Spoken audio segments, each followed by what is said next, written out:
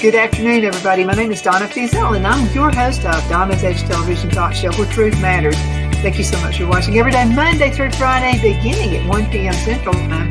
As I get to ride home with you in the afternoon, we are syndicated on Abundance Television, found on Roku, Apple TV, and Amazon Fire. You can also find us syndicated as well, our podcast on thenewscasters.com. We still do all social media sites there as well.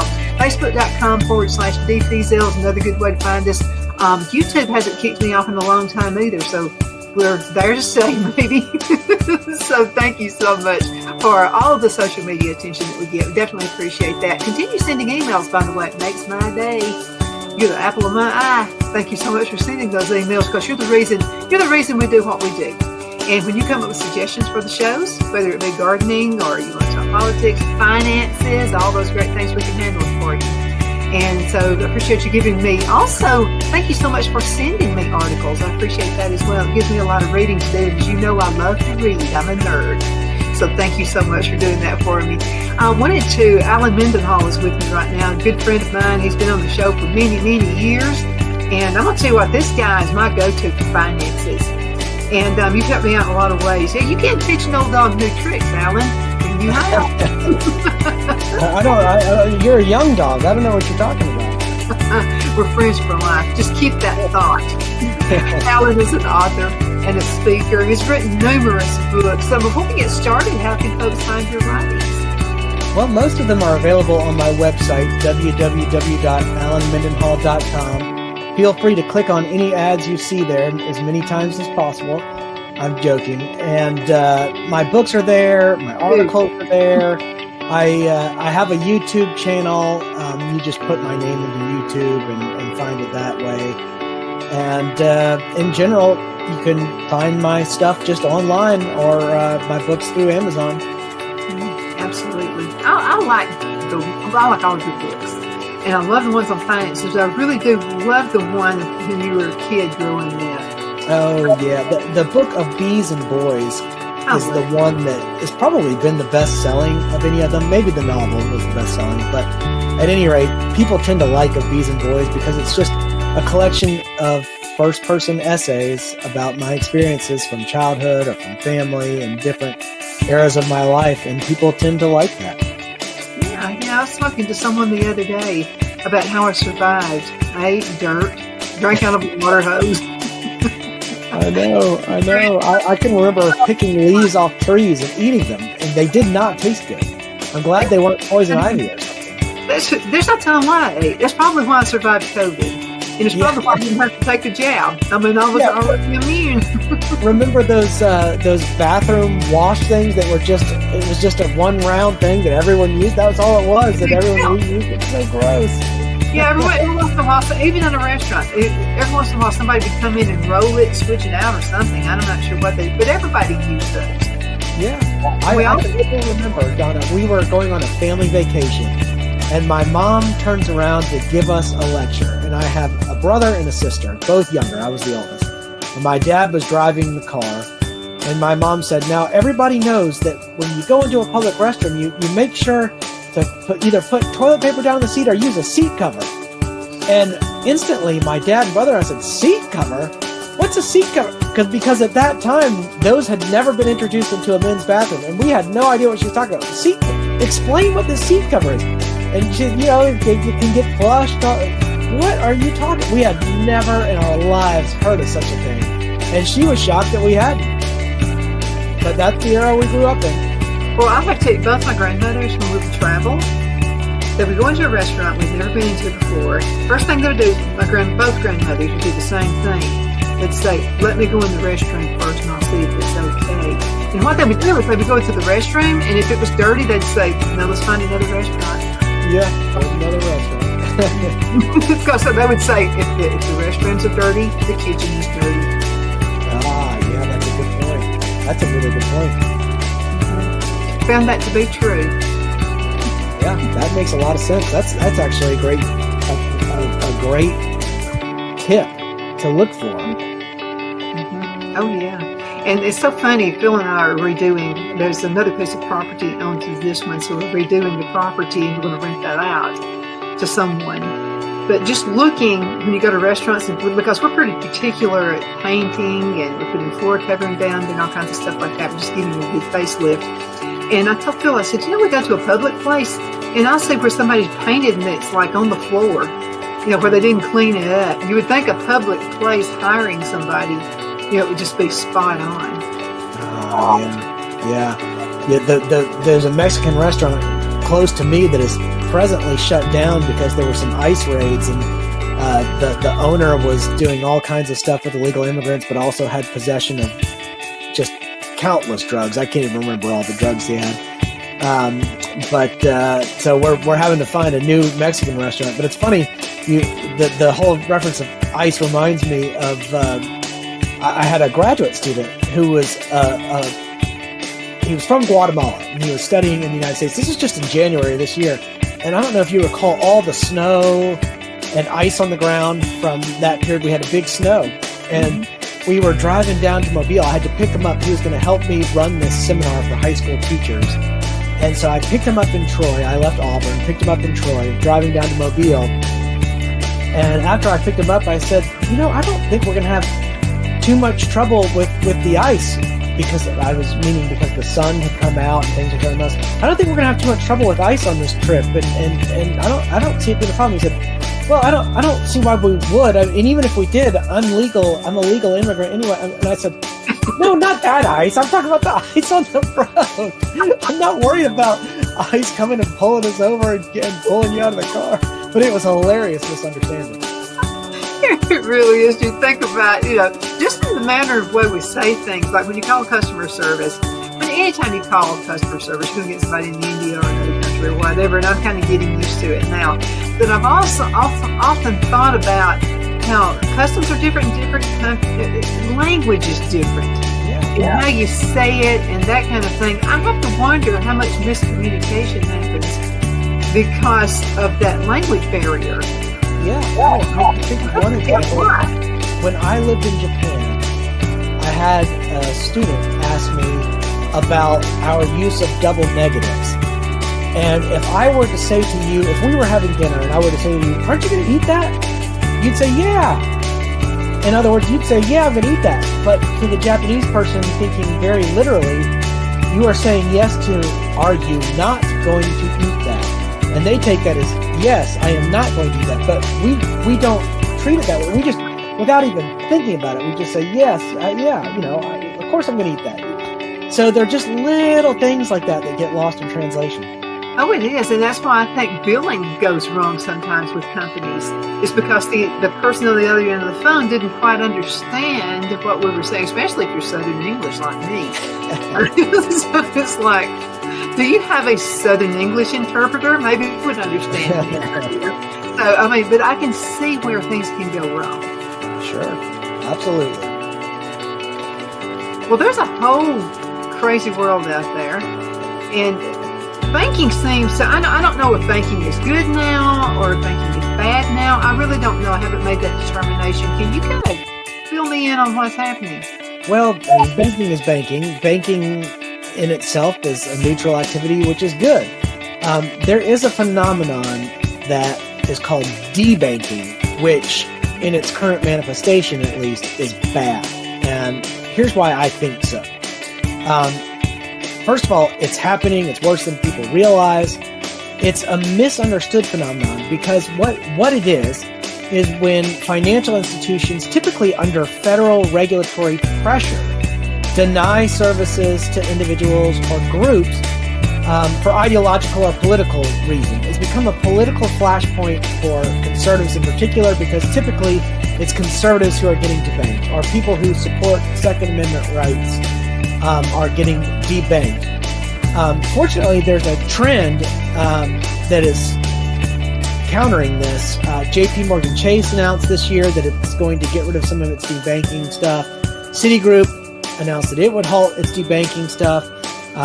Regions Bank right here in Red, Alabama has not yet announced that it's going to do it. I'm hoping that it will. But last year, we actually had legislation addressing debanking in the Alabama legislature. Arthur Orr was one of the sponsors. I can't recall if he was the lead sponsor, but he was one of the sponsors. And it went nowhere. And I think it's due to a widespread and maybe even dangerous misconception that addressing debanking through legislation is government meddling in private business, but that's just not the case. There's a new white paper out by America First Policy Institute, AFPI, and it really exposes the flaw in that misunderstanding. And so rather than just saying debanking, that white paper refers to government-driven debanking to underscore that it actually is public sector coercion and not free markets pushing banks to target conservative individuals and organizations in debanking. The other thing to realize about banking is that banking doesn't operate in a true free market. The industry doesn't operate anything resembling a true free market. And that's because major banks, big banks, financial institutions benefit from federal deposit insurance, from privileged access to Federal Reserve as favored lenders. And then there's the ever-lurking promise of taxpayer-funded bailouts for banks deemed too big to fail. So basically, the government subsidizes practices that would be riskier than they would be on a free market because the banks know, look, if we take all these risks and we fail, we know we're backed up by the government. So the banking industry in the free market would be much less risky. All those protections that banks enjoy amount to a government backstop, and that distorts the competitive landscape and undermines the argument that banks are merely private actors operating independently of state influence. So the Trump administration is really working hard to push back against this debanking trend, and there's legislation being passed in several states that is prohibiting banks from discriminating on the basis of ideology or political viewpoints. And this is not government meddling insofar as these banks enjoy public privileges. And if you're going to enjoy all these public privileges, you have to have the other side of that, which is public accountability or public responsibility. Now, if it were a purely free market and you got rid of all those privileges and you are operating under market conditions, then telling a bank what it could or couldn't do in those terms would be a problematic thing in terms of debanking. But if you look at the history of debanking, where it really became problematic was under the Obama administration. He notoriously instituted this Operation Choke Point, which is a program that went right at the heart of the Second Amendment and tried to pressure banks to sever ties with lawful firearms dealers. It was framed as a crackdown on fraud and money laundering, but it went after all these firearms industry, and it was not based on any evidence of wrongdoing, but purely on reputational concerns. So the Obama administration elevated reputational risk in its regulatory framework, defined risk in such a way that, if you're a conservative and you're supporting conservative stuff, then you're a risky client. And that's how this all started. And Trump tried to push back on it in his first administration and did, but now I think he's really focusing on how to do more during this second term. So that's in short. I would never say banks writ large are bad. They're not. We all need banking. But I think the debanking phenomenon absolutely is bad. And, denying capital and financial services to people because they are conservative is problematic. Yeah, but this seems like an oxymoron. Okay, kind of like we were talking about when you were in Japan and the way you would say something, they would take it a different way. Okay, well, this is the oxymoron part of this. Okay, so let's say I want a business partnership with someone. Okay, I'm probably going to want someone who's conservative rather than a liberal, because I figure they're going to watch every penny. I figure they're going to be really, really careful. They're not going to go bankrupt on us. I mean, I'm going to figure that the conservative would be better than the liberal. Aren't you setting yourself up for problems a little bit later on? Because, I don't want those dirty conservatives in. They're just too, they're too risky. What's risky about a conservative? Yeah, I think that's a big problem. I 100% agree. But the Obama administration was probably the worst presidential administration in the history of the United States. And that's really where government began to be weaponized in political ways, unlike we had seen in a long time. I'm not going to say it's never been that way, but But in our lifetimes, certainly it had not been elevated to that degree. And so, Obama tried to embed elite cultural preferences throughout the administrative state. And the Biden administration, same thing. It was the same playbook. If we can encode all this stuff into the regulatory apparatus, then it's very difficult to undo all that. Of course, Donald Trump has come in with a wrecking ball and is going after the administrative state, and also in ways we haven't seen. And I hear people on the left and even friends on the right who say, I'm worried about the power that Donald Trump is utilizing. And I say, well, what Donald Trump is doing is dismantling power structures.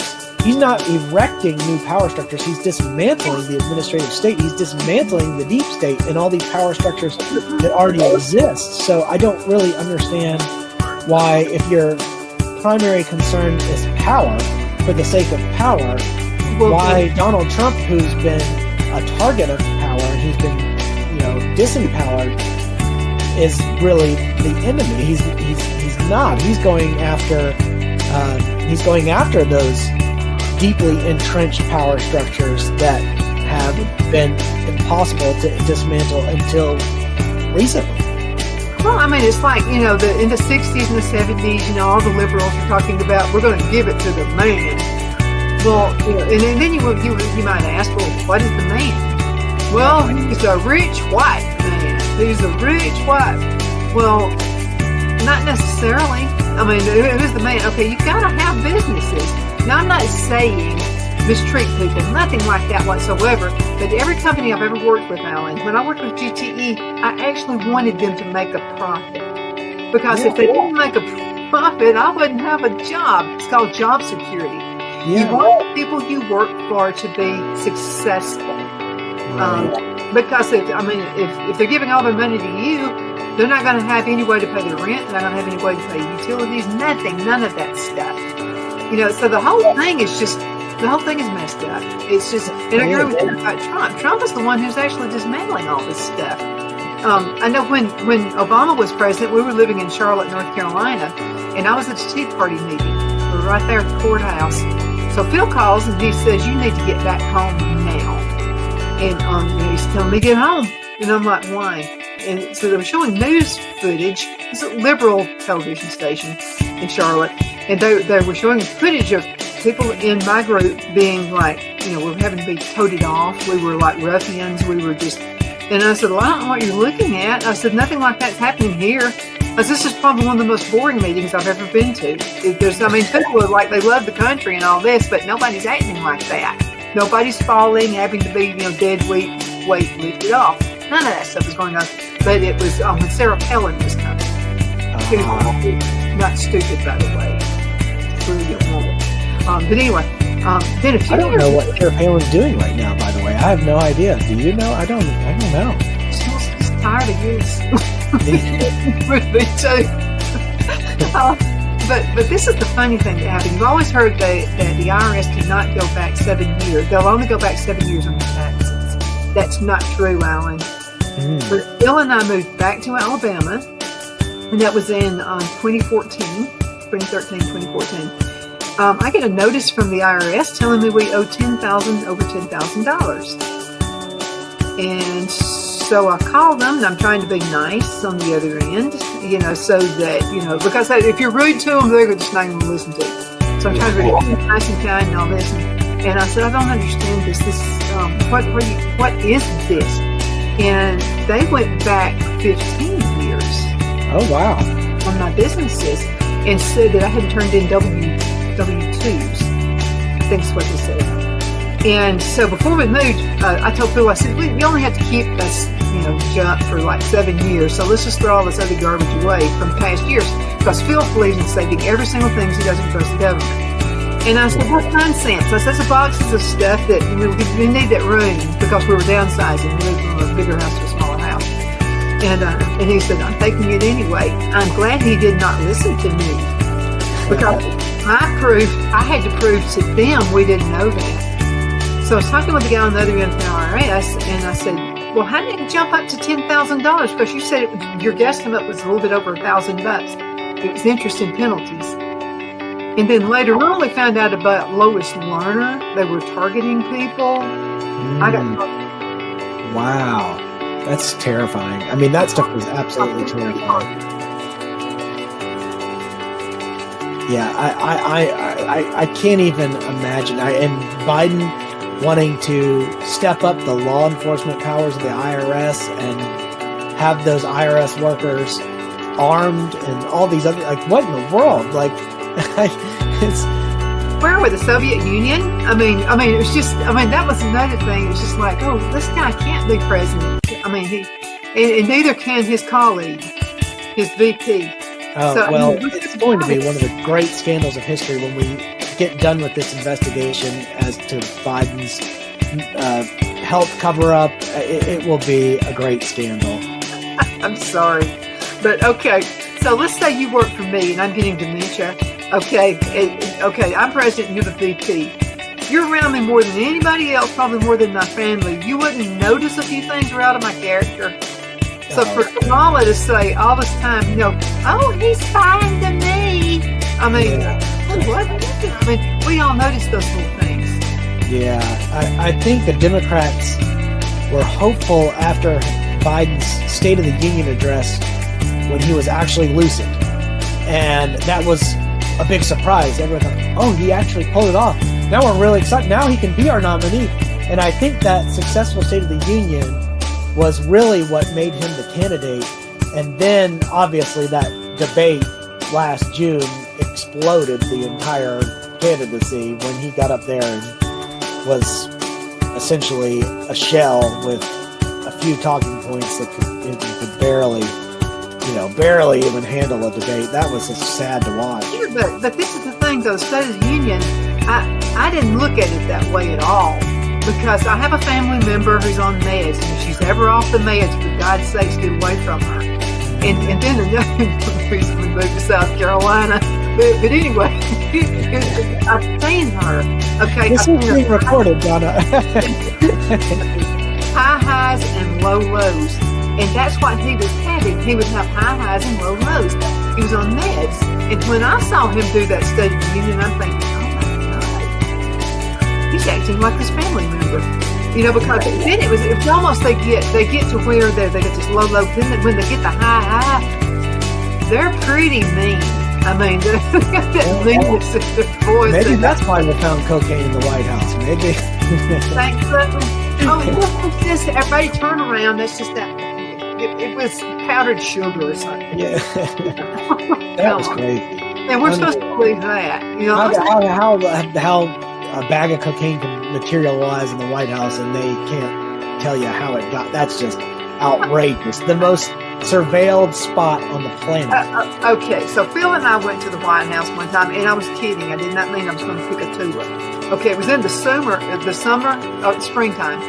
Tulips were breathtaking. I mean, they did not look real, but they were. They looked like beautiful wax tulips out there. And I reached down, acting like I was going to pick one of them. Bill grabbed. And they said, you want us to get shot? And I said, I'm kidding. I'm not actually going. And he said, they will shoot you because you're picking up a tulip. And literally, they notice everything. Yeah. It's just like you just said, that cocaine just went unnoticed. Yeah, that's crazy. Well, speaking of which, right now, as we are talking, there will probably be a gigantic gaggle of protesters outside the Heritage Foundation. I say gaggle, but that's probably not appropriate because they're violent and mean-spirited and angry. And I'm not working out of the Heritage office. I'm working from home today. But when I've been up there, I've been shocked. They're coming every Monday at 3 o'clock and protesting. And they're very obviously paid protesters, but they shout the vilest stuff.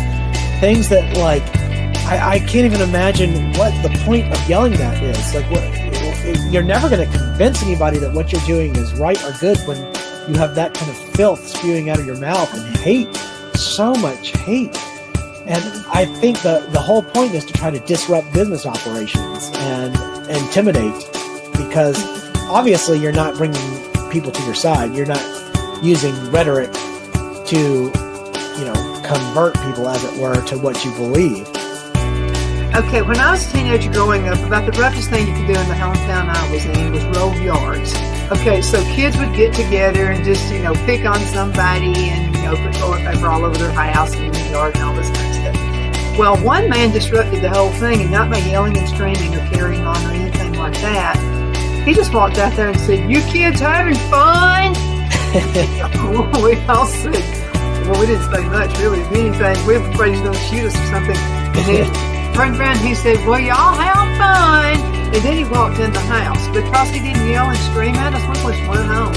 Because we want somebody to get mad. And that's what they're doing to you guys. They're wanting you to get mad. They want you to go out. They want you to do the same thing they're doing. Yeah, so what you want to do, you need to get the team. You need to get somebody to go out there and go, "You kids having fun?" Well, we've got heightened security out there, but they take these air horns, and if people walk and leave the building, they yell in their ears. Like, that's actually an assault, because you could do real damage to people. Yeah, you could lose your hearing. Yeah, exactly. It's crazy. So why can't? What are they out there for, other than getting attention to the page? I think that the only goal, because obviously it's not to convince people that their side is right, is to disrupt, cause harm, and to cause chaos.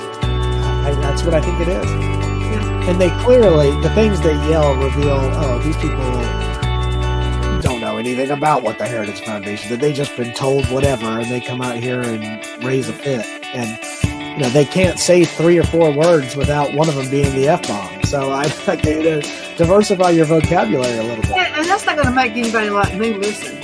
Yeah, no, it's crazy. It's bizarre stuff. I guess I just don't get it. So do they have jobs, or is this their job?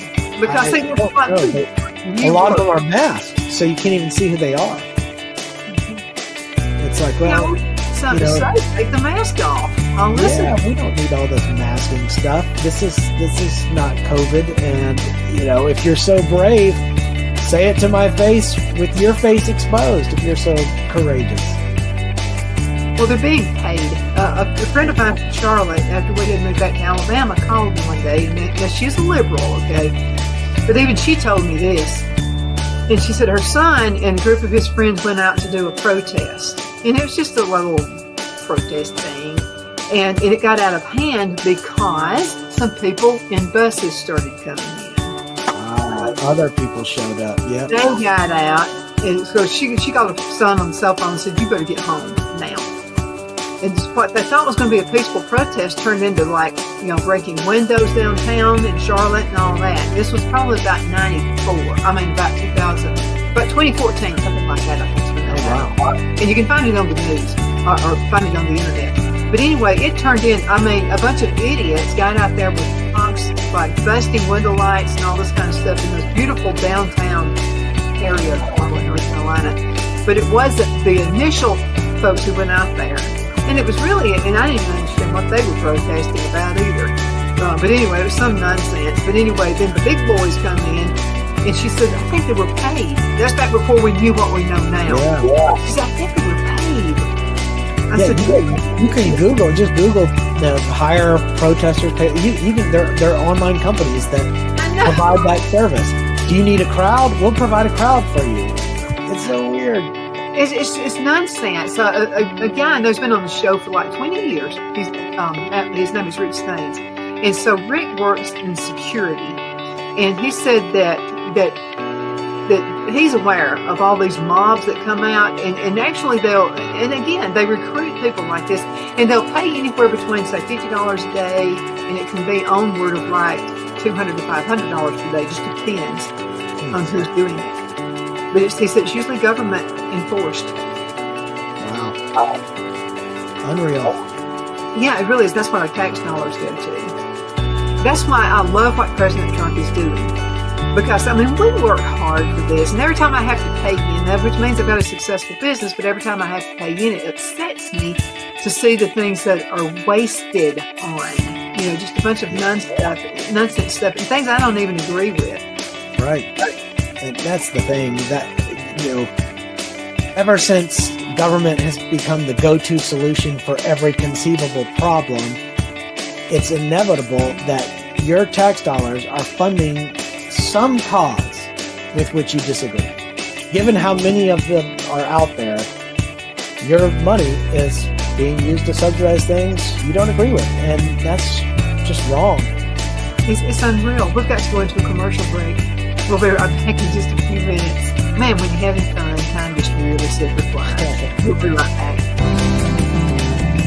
Twin City Used Car Sales has been serving drivers in the Northeast Alabama area for years with a quality selection of late model used cars, SUVs, and pickup trucks. On top of our extensive selection and competitive prices, we offer professional auto financing services for used car buyers of all credit levels. Whether you've just begun your search or you're ready to secure your next vehicle, at Twin City Used Car Sales, you will drive away with the vehicle of your dreams. The sales and finance staff at Twin City Used Car Sales looks forward to serving you, and you can apply for financing online before your visit to our used dealership in Gadsden, Alabama. Check us out on the web at twincityusedcars.com or go by our location at 901 First Avenue, Gadsden, Alabama. We sincerely look forward to serving you.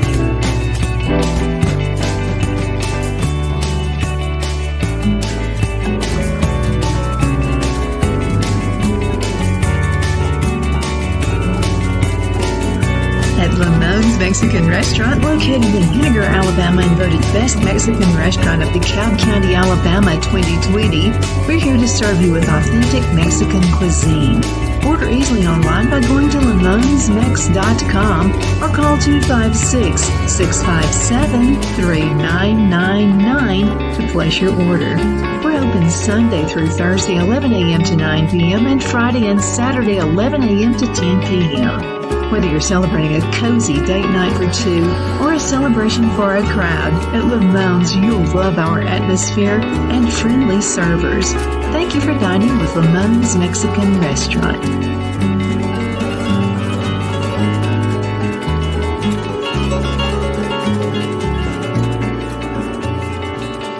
At Liberty Bank, we're all about community. Whether it's to help with a charity fundraiser or help families in need, toys at Christmas, or a local football team, we're here for you. You see, we realize the importance of family. Sometimes it's to build a new home or necessary home repairs. We're here for you. If you like the feel of a small town bank with all the conveniences of a big city bank, we're here to serve you.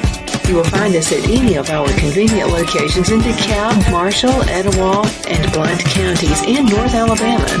You can call and speak with any of our friendly staff at 256-659-2175 or check us out on the web at libertybankal.com. And thank you for your support of our community. Member FDIC Equal Housing Lender.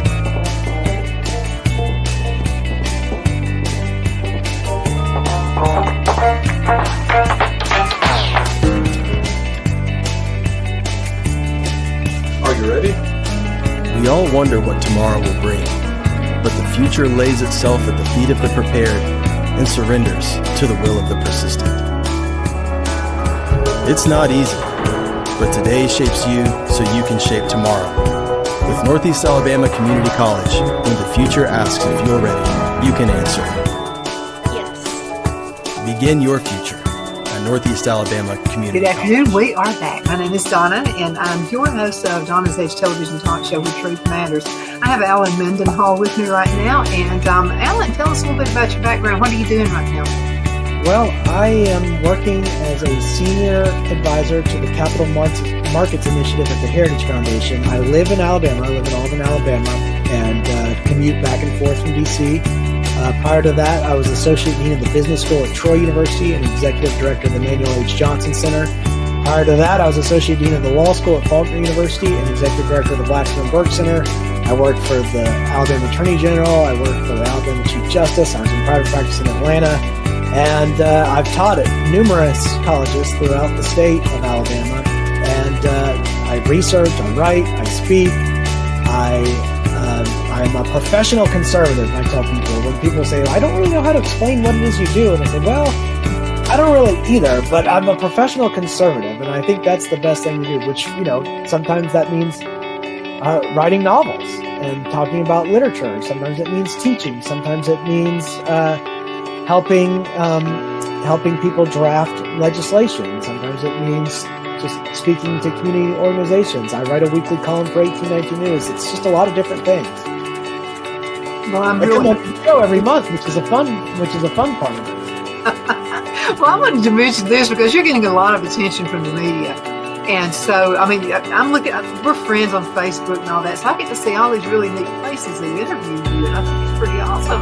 I'm really glad. Well, last month was sort of busy, but I did a nice Newsmax spot, and I was conveniently at the headquarters in the Heritage Foundation when news broke on some things, and so I got to use their TV studios, and it's always easier for me when I'm there to have those studios and all the cameras and equipment, whereas here I'm, as I revealed to you, here's my secret, I'm in an adult beanbag chair on the floor of my study with some lamps. I do the best I can. I've got a mic down here, but certainly no green screen TV studio. It looks nice to me. It looks really good. It's comfortable. Yeah, but something having content, which is what you have, and that's what makes you a go-to guy. I grab you all I can, for interviews, because it's just, people need to know what's really happening and what really is going on in this country. So what do you think about, Trump has been in the office now for a few months, few weeks. How would you rate his job at this point? Well, I think he's doing a great job. Things that I'm particularly excited about are happening, like the dismantling of the Department of Education. I think that the Big Beautiful Bill passing was a major success for him. I think his position in the Middle East has been widely celebrated, and he got through the 12-day war without the United States entering into a war, and that was impressive. The one thing that I think needs to happen now is we need to confirm appointees. My friend Andy Puzder was just confirmed over the weekend to be ambassador to the European Union. I'm very excited about that. He, when I had a television show, sat with me and did an interview. But if you look at Trump's first term, he confirmed 234 Article 3 judges, and that includes 3 Supreme Court justices, Gorsuch, Kavanaugh, Amy Coney Barrett, and 54 appellate judges. So that's a lot. The Biden administration didn't get that many. I think they had around 160, 159 district judges, and then 42 appellate, and then some others. But so far, Trump is way behind that figure.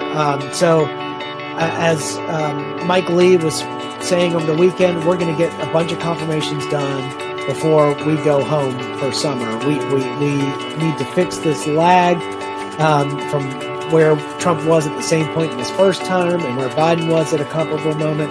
And I think the Senate's going to do it. Now, I will say there are fewer vacancies currently available, so that restricts the number of confirmations that you're seeing. But, we've got a vacancy in the Middle District of Alabama here where we not only don't have a confirmation, but we don't even have a nomination at this point. So, there are things that need to be done. I think in general, President Trump is doing an excellent job, and the country is moving in the right direction. Yeah, I do too. I'm very, very proud of everything.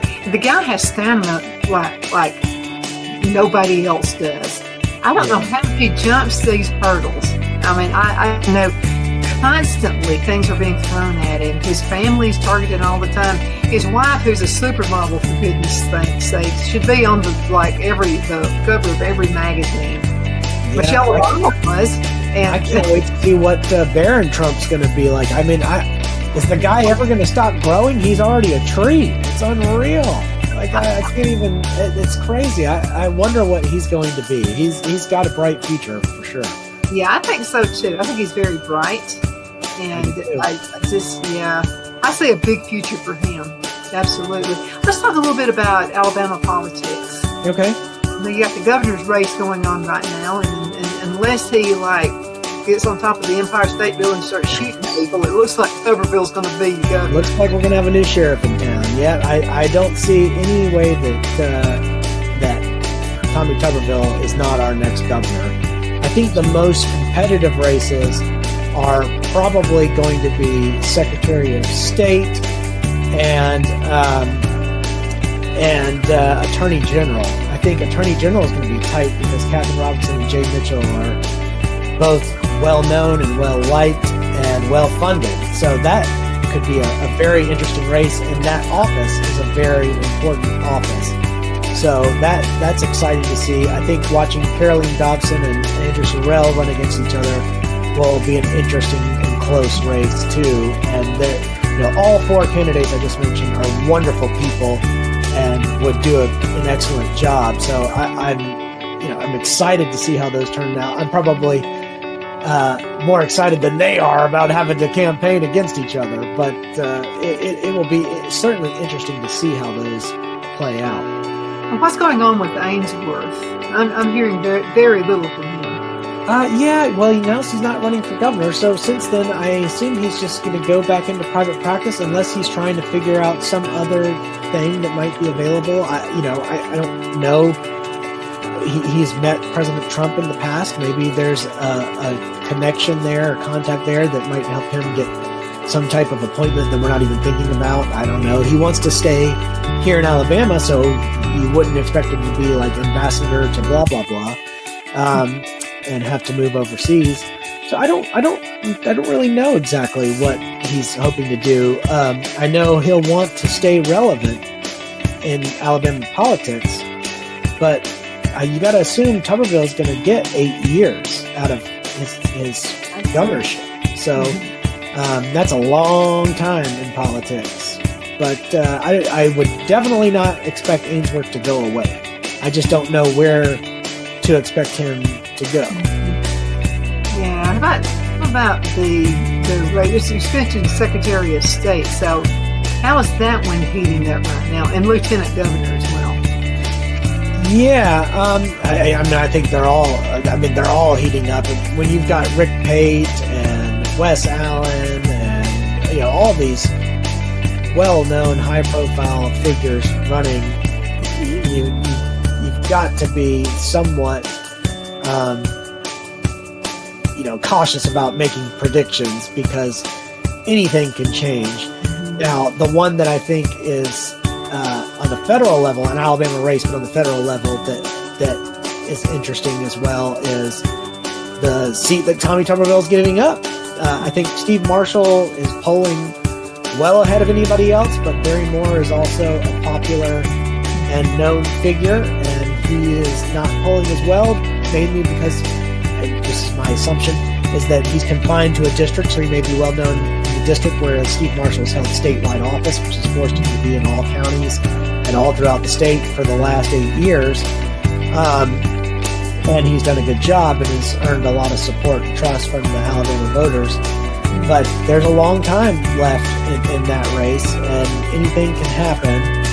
And, there's even talk of Bruce Pearl throwing his hat in. I don't think that will happen. I think Bruce Pearl enjoys coaching Auburn basketball and has really turned that program around. But the fact that his name's even being floated suggests that the race could get more interesting. Mm-hmm. Absolutely.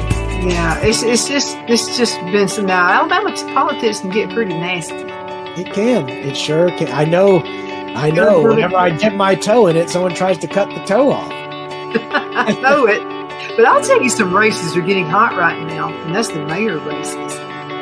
Wow, especially in Albertville. What's going on there? I'm not familiar. Fort Payne. Well, I'll be talking to the opponent. Good. The guy who's mayor right now. He's coming to. I'll be in Alabama at Twin City Used Car Sales, and so his opponent's going to be there with me, and so we'll be talking with him. But it's pretty hot because of all of the illegals who moved in. You had mentioned one of the restaurants. Well, there's also a Chinese restaurant that was raided. and so a lot of illegal drugs was going on in there. Crime rate in Albertville has hit a high. I mean, it's shot up. It's not the Albertville I used to know a long time ago. It's totally different. A lot of Haitians there. And so, and this guy is trying to keep these things quiet, but it's out there. I think had he had his foot down a little bit more on the illegals coming into Albertville, he probably had a better shot at it. But I think his opponent's actually gaining ground. Oh wow, interesting. Yeah. And this is something I find interesting. Okay, you and I know about social media. Okay, I know when I post something out there, if I have, say, 500 likes, I'm going to have more than 2 responses. There's going to be more than 2 people who are going to respond, right? I would think so, yeah. Okay, well, what I'm noticing on the mayor's race, the guy who's mayor right now in Albertville, you'll see where a whole bunch of people saw what he posted, but there's only 2 or 3, maybe, sometimes 5 responses, and they're all good. Makes me wonder if he's taking the bad ones off. Yeah, removing the bad ones or getting only people he knows to post the good. I don't know this person, so I don't want to pass judgment on any of this, but I know there are different ways. I have a friend who is running for the United States Senate, and this person was revealing the amount of money spent on social media, and it was astounding. And that was where the bulk of this person's expenditures was, and that was fascinating to me. And this person was telling me about how on Instagram the photos didn't generate as many responses as the little graphics and memes, that those generated more touches from our social media audience than just photos. So fascinating. But I don't know, the numbers don't add up to me. It just appears to me if you've got 500 people who have looked at this picture, there would be more than 2 or 3 responses. You would think so, yeah. You would think so. It's a little weird. And then the big thing's going on also in Fort Payne, and with the mayor there. And those people are... Now, I'm just going to tell you, people in Fort Payne and Albertville, don't make them mad, okay? They'll turn Democrat on you. I'm just telling you, they'll find an issue. So social media can be the best thing that ever happened to you running for office or running a company, or it can be the worst thing. And social media is not being kind right now to those 2 areas. Oh, interesting. I'm not familiar with all that, Don. I'll have to look into that. I just have not paid attention. That's fascinating to know. I'll give you a few things. But people are putting, especially in Albertville, it's worse. So they're putting up there. I think Albertville was they're above the national average on crime now. Above the national. And I'm going to tell you, it used to be like Mayberry over there. How about that? Now they've grown. There's a lot of businesses and what have you in. But now with growth, they've also let the illegals in and just kind of run over everything. And what people are upset about, I want to ask you a question about this. Okay, in my mind, when you get out there and you vote for your city council and your mayor, shouldn't those people be maybe a little more lenient to the people who voted for them? Maybe people who are citizens in those areas? Because that's not the way it's coming across at all.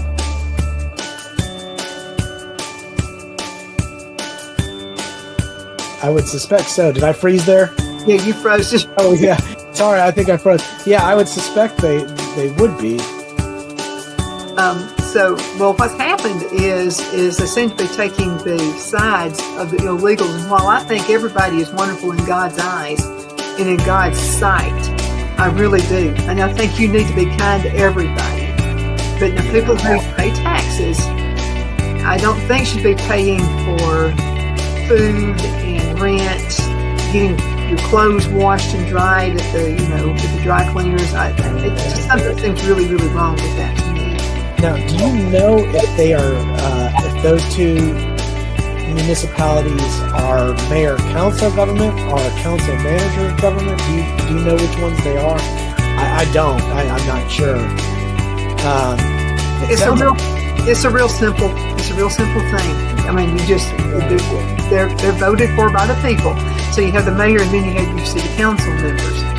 And I mean, I've been to some of the city council meetings before, and it's never been like it is now. Now a city council member, you go to a city council meeting once a month, it's turned into a war zone. I mean, people are mad, they're upset, and they're, it's deserved. And the mayor council government form, that's when it's really, really important to get a good mayor because of the degree of executive power that the mayor exercises in that form. The council manager, most of the power is vested in the city council and not the mayor, and the mayor's got a more ceremonial role. Now, that's sort of an exaggerated form of the systems as described, but in general, that kind of holds. So I'd be curious to know what kind of powers the mayors would exercise in those different, and what they're running on, what their campaigns are. If immigration is an issue there, are they running on that? Are they talking about how they collaborate with the Trump administration, with the district attorneys, with ICE, law enforcement, all they're talking about is spending more tax money on salaries. Oh, interesting. Well, that doesn't seem like that would be a good idea to campaign on that. I want to do that. There's so many. Now, Fort Payne is not as bad with the illegal situation as it is in Albertville. Albertville just, it's so right. Yeah. Really, now, I love people from every country. My daughter-in-law is from Russia. And she's an American citizen. And she gets really upset when people don't try to come in the right way. When they just nobody gets more upset than she does. She was brought here when she was 9 years old. Was taught English. Could not speak any English whatsoever when she got out of here with her two sisters. And the most grateful person you've ever met, ever. I could give her a paper clip, and I promise you she'd send me a thank you note. I mean, she's just one of those grateful people. I know so many naturalized citizens who are incredibly patriotic about the United States and incredibly grateful to be here, and who had to jump so many hurdles to get here that it makes them mad to see people circumventing the system and short-circuiting the system and going around it and doing things illegally. It makes them so mad because of how much money, time, effort they spent to do things the right way. And they're usually the people who are the most anti-illegal immigrant of all, because for them it's not fair. They did everything the way they were supposed to, and now... And my son says there are certain times he does not take her to the grocery store. He said there are certain times when they get their checks, or they get their money in their account, whatever it is they do, he said, I don't take Larissa to the store.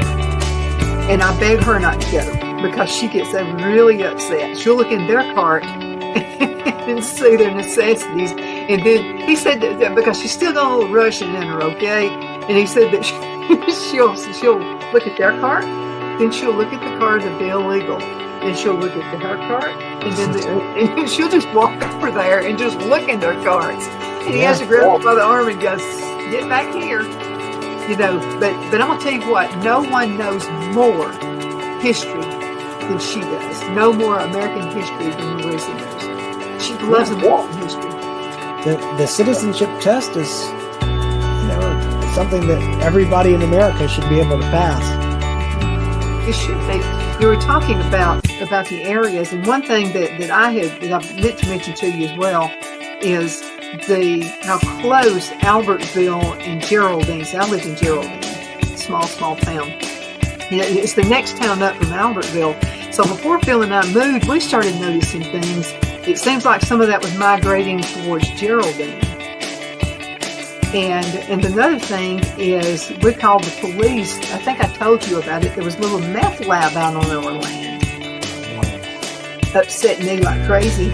Nothing was ever done about that. So anyway, that mayor's race is coming up too. And there's a guy who's running against the existing mayor. He'll probably win. Wow. Well, I saw you're in South Carolina now. I saw this footage on social media of an officer, I believe it was in South Carolina, I'm pretty sure, who was doing a pat down of some kind of a woman and got exposed to fentanyl, and and had that reaction, and that was a shocking video. That was something else. That was up in Greenville, pretty close to the North Carolina line, but not too far from here, like 2 hours or something like that. Yeah, but I'm going to tell you something. People around here, Phil and I went to an event. It was on the square in Abbeville, small town. It was like a Christmas card, it's just one of those kind of towns. And so there was a Confederate. It was like a. They wanted to do kind of like this reenactment of Confederacy. And there's a young guy. I mean, he was over the whole group. And so he gets there, and there's a statue out there. And there's nothing to be offended about the statue, but some liberals have been trying to get them to do the statue. First words out of that guy's mouth is, "We don't get rid of statues in this town." I mean, and I told Phil, I said, "I bet they don't try either." I mean, it's pretty direct. And that's what I'm noticing about people in this town right here. They're pretty direct. They love the town. They want it to grow. They want businesses to come in, but they want it done the right way. And they want a mayor and they want a city council who's going to be for the people who vote for them. That's the way it should be. Yeah, that makes sense. Because that's the way it was when I was a kid growing up in Alabama. Those towns I just mentioned to you. I mean, it was just like, man, you really looked up to your city council members, but man, they'd fight like dogs for you. I mean, they would just fight, and the mayor would too. And it's just, I don't know, it just seems like things have just really changed. Yeah, they certainly have. They certainly have. It's a different world. I get to be isolated from a lot of the mayoral drama here in Auburn, where we've got a good mayor here, and obviously mayoral races aren't something I follow very closely unless they happen in New York City, which I'm still not following it very closely, but it's one of those that everybody is kind of paying attention to right now. At any rate, I think that there has been in general a vibe shift. People are talking about the vibe shift online, and I think the country is fed up, fatigued with a lot of the sort of racial posturing and white guilt and discriminating on the basis of alleged anti-discrimination. And the country is really just kind of seeing through all the things that we knew for years and years and years were BS, but no one would say anything. And now it's like, okay, can we now talk about how this is ridiculous? Is it okay in polite conversation to point out what's obvious, that this is not right, this is not right? And we can say that now. And I think like the government has been this huge narcissist organization, and that's the way it feels. And it feels like they've been just, gaslighting us all these years. And people are tired of it, just like you just said. We don't want to. We just want to. And if somebody wants to be, they don't know what gender they are, fine. I mean, you got to find your way. You got to be you, whatever you got to do. Just don't drag our kids in on it.